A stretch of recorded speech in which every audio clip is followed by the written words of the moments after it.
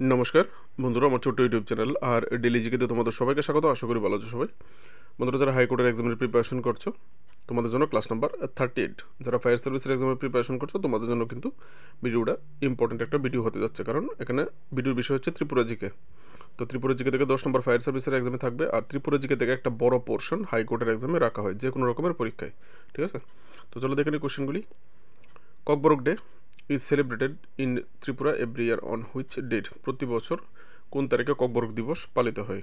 একটা important day, question পেপারে প্রায়ই জিজ্ঞেস করে। এখানে আনসারটা হবে 19 জানুয়ারি। প্রত্যেক বছর ককবরক ডে পালন করা হয়ে থাকে। ঠিক আছে, 1979 সালে এই 19 জানুয়ারিতে ককবরক যে ভাষা, ককবরক ভাষাকে সরকারি ভাষা হিসেবে স্বীকৃতি দেওয়া হয়েছিল। তারপর থেকেই 19 জানুয়ারি ককবরক ভাষা হিসেবে পালিত হয়। ঠিক আছে, next question, very very important একটা কোশ্চেন। রবীন্দ্রনাথ ঠাকুর কত সালে প্রথম ত্রিপুরায় আসেন? এখানে আনসারটা হবে 1900 সালে।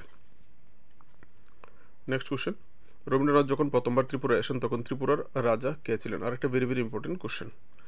ত্রিপুরা যখন প্রথম আসে তখন ত্রিপুরার রাজা ছিলেন রাধাকিশোর মাণিক্য। নেক্সট কোশ্চেন, রবীন্দ্রনাথ ঠাকুর মোট কতবার ত্রিপুরা এসেছিলেন? তিনি মোট ত্রিপুরা এসেছিলেন কতবার? মোট তিনি 7বার ত্রিপুরা এসেছিলেন, 7 টাইম। ঠিক আছে, 7বারের মধ্যে 5বারই এসেছেন তিনি মহারাজা রাধাকিশোর মাণিক্যের আমলে। ঠিক আছে, নেক্সট কোশ্চেন, রবীন্দ্রনাথ ঠাকুর কত সালে শেষবারের মতো ত্রিপুরায় এসেছিলেন? আর একটা ইম্পর্টেন্ট কোশ্চেন, এখানে আনসারটা হবে 1926 সালে তিনি শেষবারের মতো ত্রিপুরায় এসেছিলেন।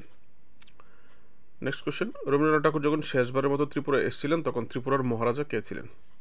তখন ত্রিপুরার মহারাজা ছিলেন মহারাজা বীর বিক্রম কিশোর মাণিক্য বাহাদুর। রাধাকিশোর মাণিক্যের সময় প্রথম এসছে, বীর বিক্রম কিশোর মাণিক্যের সময় লাস্ট এসছে। ঠিক আছে, তো একবার রাধাকিশোর সময় 5বার, তো আরও একবার এসেছে কোন মহারাজের সময়? এটা এসছে মহারাজা বীরেন্দ্র কিশোর মাণিক্যের সময়। কত সালে? 1913 সালে। ঠিক আছে, নেক্সট কোশ্চেন, ত্রিপুরা থেকে প্রথম রাজ্যসভার সাংসদ কে ছিলেন? প্রথম রাজ্যসভার এমপি হয়েছিল ত্রিপুরা থেকে। কারণ আনসার হবে অপশন এ আরমান আলী মুন্সি। পিরিয়ডটা হচ্ছে 3 এপ্রিল 1952 থেকে 2 এপ্রিল 1954 পর্যন্ত। নেক্সট কোশ্চেন, ত্রিপুরা থেকে প্রথম মহিলা রাজ্যসভার সাংসদ কে হয়েছিলেন? ঠিক আছে, প্রথম মহিলা রাজ্যসভার সাংসদ, আগেরটা হচ্ছে পুরুষ আরমান আলী মুন্সি, আর মহিলা রাজ্যসভার সাংসদ হয়েছিলেন ইলা ভট্টাচার্য। 1980 থেকে 1986 ছিল ওনার পিরিয়ডটা। নেক্সট কোশ্চেন, ত্রিপুরার কোন রাজা রবীন্দ্রনাথ ঠাকুরকে ভারত ভাস্কর উপাধি দিয়েছিলেন? ভেরি ভেরি একটা ইম্পর্টেন্ট কোশ্চেন, টিপিএসসির এক্সামে জিজ্ঞেস করা হয়। ঠিক আছে, তো এখানে আনসারটা হবে বীর বিক্রম কিশোর মাণিক্য বাহাদুর। ঠিক আছে, মহারাজা বীর বিক্রম রবীন্দ্রনাথ ঠাকুরকে নিজে শান্তিনিকেতনে গিয়ে, বিশ্বভারতীতে গিয়ে রবীন্দ্রনাথকে দিয়ে এসেছিলেন এই উপাধিটা। ঠিক আছে, কি উপাধি? ভারত ভাস্কর। কে দিয়েছিলেন? বীর বিক্রম কিশোর মাণিক্য বাহাদুর।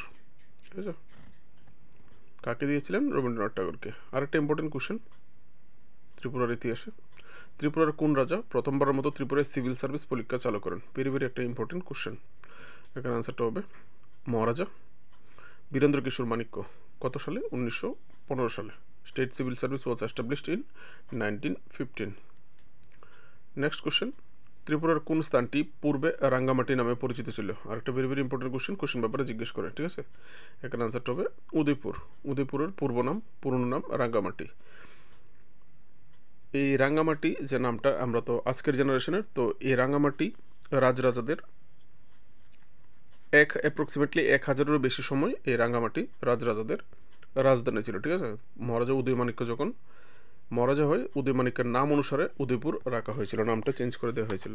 তো আগের দিনে তো এরকমই ছিল, রাজাদের নাম অনুসারে অনেক কিছু হতো। ঠিক আছে, next question, Tripura state rifle কবে প্রতিষ্ঠিত হয়? টিএসআর বা শর্ট ফর্মে যদি হয় তাহলে টিএসআর কবে প্রতিষ্ঠিত হয়েছিল ত্রিপুরাতে? এখানে আনসারটা হবে 1984 সালে, 12 মার্চ 1984 টিএসআর ফার্স্ট ব্যাটালিয়ন গঠিত হয়েছিল। নেক্সট কোশ্চেন, ত্রিপুরায় শতকরা কত ভাগ জমি কৃষিকাজের জন্য উপযোগী? যেটুকু জমিতে চাষবাস করা হয় সেটা পার্সেন্টেজের বা শতকরার হিসেবে কতটুকু? এখানে আনসারটা হবে অপশান বি 26%, অ্যাপ্রক্সিমেটলি 24 থেকে 27%-এর মধ্যে। ঠিক আছে, তো এখানে কোনো কারণবশত অপশানে যদি রাখে কোশ্চেন 25%ও দিতে পারে, 26%ও দিতে পারে। ঠিক আছে, মানে 24 থেকে 27% জমি কৃষিকাজের উপযোগ্য চাষবাসের। ঠিক আছে, বন্ধুরা next question, which is the largest lake of Tripura? ত্রিপুরার বৃহত্তম হ্রদ কোনটি? ত্রিপুরার বৃহত্তম লেক হচ্ছে ডম্বুর লেক, অপশান বি। এখান থেকে দেখে নেবে এরিয়া হচ্ছে 41 স্কোয়ার কিলোমিটার, 41 বর্গ কিলোমিটার। আর কোথায় অবস্থিত Dumbur lake? Gandacherra sub division, বর্তমানে গন্ডাচড়ার নাম চেঞ্জ হয়েছে গন্ডা তুইসা, ঠিক আছে, গন্ডা তুইসা সাব ডিভিশনও দিতে পারো অপশানে, ঠিক আছে। 120 কিলোমিটার ফ্রম আগরতলা। আর ডিস্ট্রিক্ট হলে দলাই জেলায়, ঠিক আছে। ডম্বুর লেক সবচেয়ে বড় লেক। নেক্সট কোশ্চেন, ত্রিপুরার বৃহত্তম এবং প্রাচীনতম কুটির শিল্প কোনটি? Largest and oldest cottage industry. এখানে আনসারটা হবে অপশান এ, হ্যান্ডলুম বা হস্ততাঁত বা তাঁত শিল্প হচ্ছে ত্রিপুরার একমাত্র বড় এবং প্রাচীন কুটির শিল্প। কোশ্চেনগুলি ভালো লাগলে অবশ্যই লাইক করবে বেটার এক্সাম প্রিপারেশনের জন্য এবং অন্য টপিকের উপর ভিডিওর জন্য। ভালো থাকবে, দেখা হচ্ছে নেক্সট ভিডিওতে। নমস্কার।